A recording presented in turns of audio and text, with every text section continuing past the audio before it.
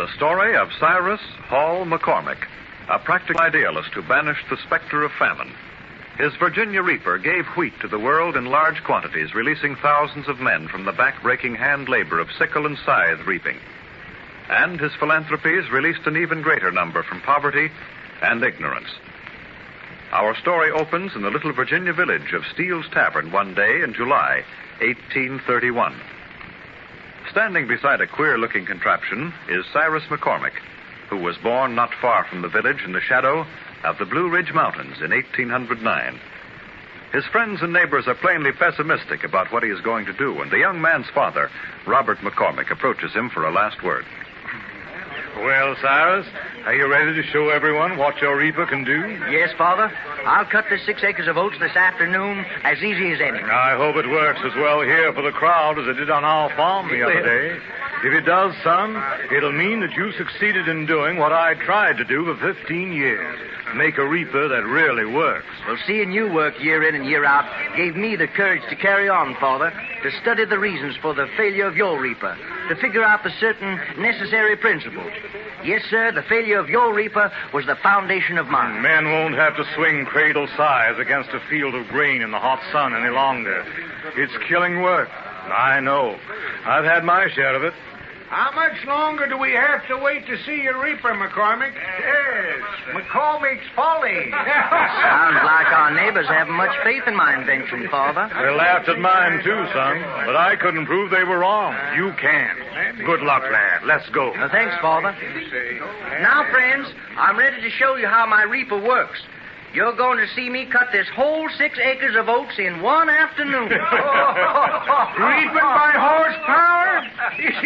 You'll show us cows jumping over the moon next, Cyrus. All right. You go ahead and laugh, but just keep your eyes open. Get up, Nellie. Haw, Daisy. Haw.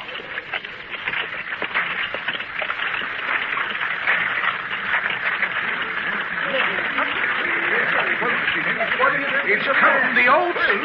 Look at it.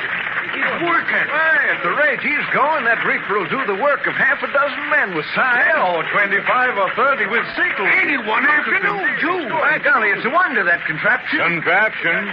That, gentlemen, is the McCormick Virginia Reaper, the machine that's going to revolutionize farming. Well, Judy, it seems no.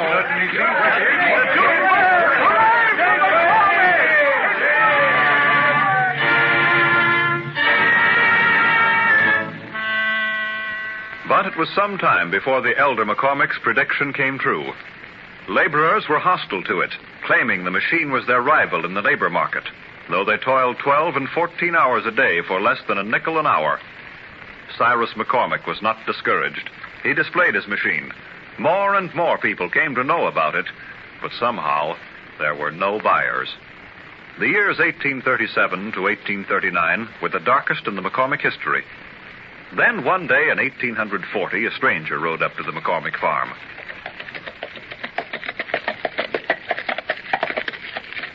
Howdy. Are you Cyrus McCormick? I am, sir. Well, I'm Abram Smith. I understand that you make the Virginia Reapers. I do, right here in this factory, Mr. Smith. Can I show you one, explain how it works? Oh, don't need to. I saw your exhibition in Stanton last year. I think your Reaper's a marvel. I want to buy one. You want a what? Oh, I want to buy one. They're for sale, aren't they? Why, yes, they're for sale, but... Well, what do you know about that? What's the matter? Father, come out here, quick. There's a man out here. Hurry up. I'm coming. What on earth are you so excited about? Well, look here, McCormick. What's the joke? Well, this Reaper does cut the grain, doesn't What's it? wrong, son? This man here wants to buy a reaper. No. Yes, his name's Smith. Oh, let me shake your hand, Mr. Smith. Well, This is a pleasure, Mr. Smith. Well, howdy. Say, why all this excitement just because I want to buy one of the Why, things? for years my son has had faith in the value of his reaper, and now at last someone really wants to buy one. You're a sort of pioneer, Mr. Smith. Well, if the Reaper works on my farm like it worked in Stanton last year, he won't have to worry about selling them. Before the year's out, his worry will be in supplying the demand.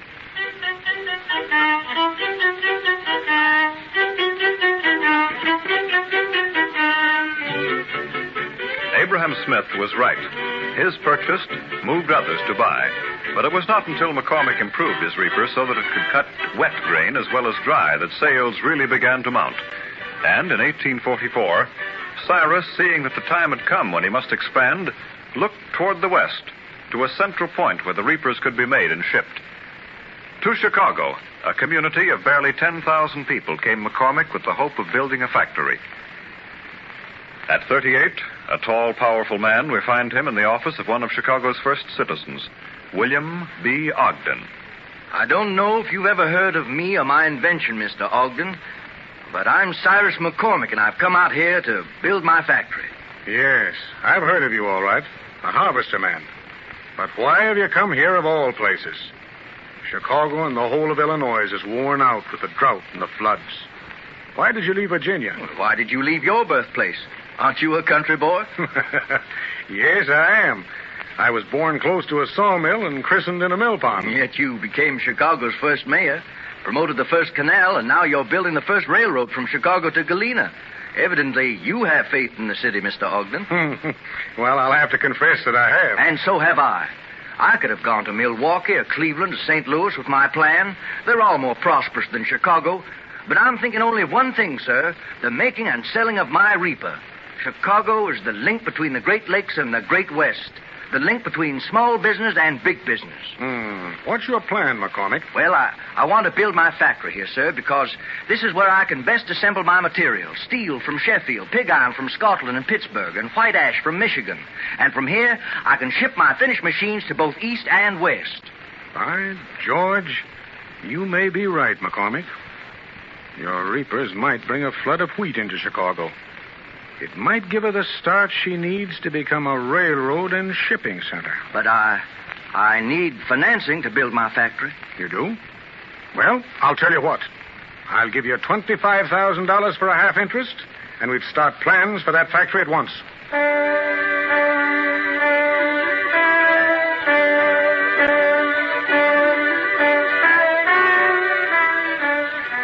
Thus began McCormick's real campaign against famine. Advertising on a large scale and extending the farmer's credit soon flooded the country with the reapers. Cyrus McCormick never lost sight of his goal, and, aided by his wife, Nettie Fowler, whom he married in 1858, he worked on, taking his reaper to Europe and succeeding there beyond his wildest dreams. Then, just as there seemed to be no more fields to conquer, came the Great Chicago Fire in 1871.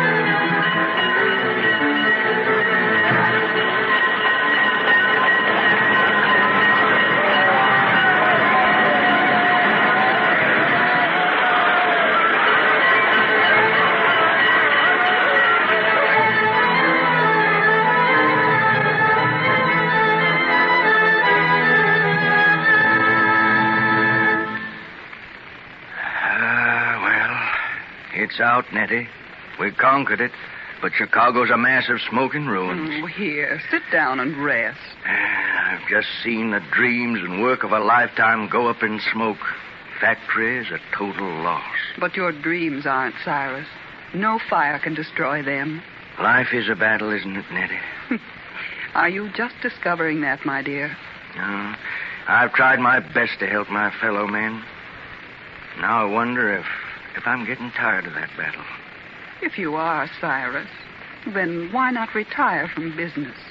We have enough money. We have everything. What do you want me to do, Nettie? Well... Come on now, the truth. What shall I do? I want you to rebuild the factory. I knew that's what you'd say, Nettie. From the smoke and ashes of Chicago, they'll build a sturdier, bigger city. And our factory will be the first to rise.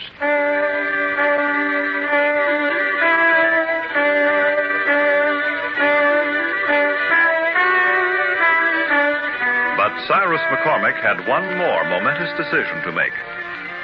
In 1880, William Deering placed on the market 3,000 reapers with twine self-binders. Instantly, the farmers all found fault with the wire-binding McCormick reapers, claiming the wire injured the cattle. Everything centered on twine now, and McCormick, facing tremendous losses and recognizing the value of the Deering machine, called his competitor to his office one day. Mr. Deering, I asked you to come here for a very definite reason. I know. In fact, I was expecting to hear from you. Oh, that's so? Yes. You'd like to go into partnership with me, incorporating my new twine self-binder with your old-fashioned wire-binding Virginia Reaper. I wouldn't call my Reaper old-fashioned. It's been serving the world for a good many years and serving it well. Now, let's get down to brass tacks, McCormick. Your sales have tobogganed down to almost nothing since my machine appeared on the market. Now, you want me in as a partner. You have everything to gain by such a partnership. I have a lot to lose. Then you mean you won't consider a merger? I mean just that. I'm afraid you and your old-fashioned Reaper are through. Sorry, McCormick. That's the way it goes. Well, good day. So, he thinks we're through, does he? Thinks I'm too old to fight for something I've devoted my life to. Well, we'll see about that. Mr. Gorham, come in here. Yes, sir. Yes, sir. What'd he say? How soon can we start making twine binders? Immediately. We can change from wire to twine in 10 days. Then get busy, Gorham. I gave Deering his chance to share with me, but he turned it down. Now we're going to battle it out. I'll give him more competition than he ever thought possible. Gorham, I may be 71, but believe me, I'm just beginning to fight.